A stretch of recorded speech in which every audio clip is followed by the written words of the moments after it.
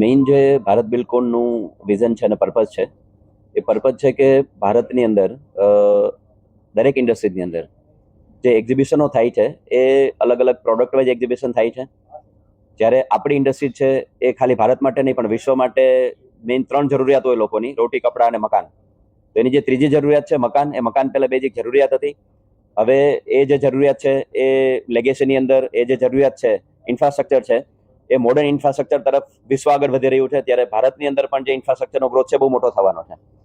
હવે અમને જે ગેપ દેખાનો ઇન્ડસ્ટ્રીઝની અંદર કે અલગ અલગ જ્યારે સેક્ટર્સના એક્ઝિબિશન થાય છે ત્યારે એ સ્ટ્રેન્થ, આપણે ભારતની જે સ્ટ્રેન્થ છે એને ભારત અને વિશ્વ સુધી ક્યાંક ને ક્યાંક બતાવવામાં આપણે એટલા સક્ષમ નથી રહ્યા. કારણ કે એક બિલ્ડર હોય, કોઈ એક આર્કિટેક્ટ હોય કે કોઈ ટ્રેડર્સ હોય, તો એમને બિલ્ડિંગ કન્સ્ટ્રક્શન મટીરિયલની અંદર લાગતી દરેક પ્રોડક્ટ છે એ એમના માટે ખૂબ જરૂરી છે. તો જ્યારે કોઈ એક પ્રોડક્ટ સ્પેસિફિક એક્ઝિબિશન થતું હોય તો એનો ઇન્ટરેસ્ટ એટલો ક્રિએટ ન થાય.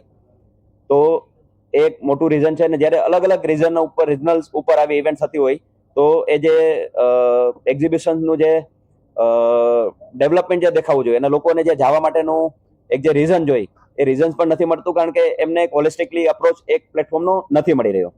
તો એમના માટે અમે ભારત બિલ્ડકોનમાં વિચાર્યું કે આખી ઇકોસિસ્ટમ જો એક જગ્યા ઉપર વર્ષમાં એક વખત આવે અને એનું જો નેશનલ અને ઇન્ટરનેશનલ લેવલે પ્રોપર એમનું માર્કેટિંગ થાય તો આખી ઇકોસિસ્ટમ એક પ્લેટફોર્મ ઉપર આવે, જેના હિસાબે ભવિષ્યની અંદર મેન્યુફેક્ચરરને ડાયવર્ટિફાઈડ ઇન્ડસ્ટ્રીઝ કરવા માટેનું એક જ પ્લેટફોર્મ મળે. બાયર્સ માટે પણ જો એને ડાયવર્ટિફાઈડ ઇન્ડસ્ટ્રીઝ કરવી હોય તો એને મલ્ટી સેક્ટર્સ એક્ઝિબિશન જો એક જ પ્લેટફોર્મ ઉપર મળશે તો એને પણ ડાયવર્ટિફાઈડ ઇન્ડસ્ટ્રીઝ કરવા માટેની એક જ જગ્યાથી ઓપોર્ચ્યુનિટી મળશે. જ્યારે ઇન્ડિયાનું શોકેસ આટલું મોટું થશે, આપણી પાસે મેન્યુફેક્ચરિંગ સ્ટ્રેન્થ છે, પણ જો એને એક પ્લેટફોર્મ પર લાવવામાં આપણે સક્ષમ થયા તો ભારતનું તો આપણે એટ્રેક્શન લાવી જ શકશું, પણ વિશ્વનું એટ્રેક્શન આપણે બનાવી શકશું. એક લાઇનમાં જો આપણે વાત કરીએ તો ચાઇનાએ જે રીતે લાસ્ટ 30-40 વર્ષથી ડેવલપમેન્ટ કર્યું, તો કેન્ટોન ફેર જે છે એમનું પ્લેટફોર્મ છે, જે પ્લેટફોર્મના હિસાબે આજે ચાઇનાનું આટલું મલ્ટિપલ એક્સપોર્ટ પણ શક્ય બન્યું અને વર્લ્ડનું એટ્રેક્શન બનાવવા માટે ચાઇના જે બ્રાન્ડ બની એ પણ એમનું સૌથી મોટું રોલ મોડેલ છે, કેન્ટોન ફેર છે. તો ભારતની અંદર પણ આપણી પાસે આવું પ્લેટફોર્મ હોવું જોઈએ. એ ભારતનું શોકેસ છે, એક્ઝિબિશન નથી, ભારતની સ્ટ્રેન્થને રિપ્રેઝેન્ટ કરે છે. જ્યારે પૂરી ઇન્ડસ્ટ્રી એક પ્લેટફોર્મ ઉપર આવશે ત્યારે આપણને ડેફિનેટલી વિશ્વાસ છે કે આપણે વર્લ્ડનું એટ્રેક્શન બનાવવા માટે પણ ભારતને આપણે જ્યારે સેકન્ડ સોર્સિંગ હબ બતાવી રહ્યા છીએ તો આપણે એને ખરા અર્થમાં એક્સપોર્ટ માટે અને ડોમેસ્ટિક માટે આપણે એને ડેવલપમેન્ટ કરી શકીશું. રહી વાત એક્સપોર્ટની, તો એક્સપોર્ટમાં જ્યારે અત્યારે સિરામિક છે તો સિરામિક 20-22 હજાર કરોડનું એક્સપોર્ટ છે, એ ખાલી એક સેક્ટર કરે છે.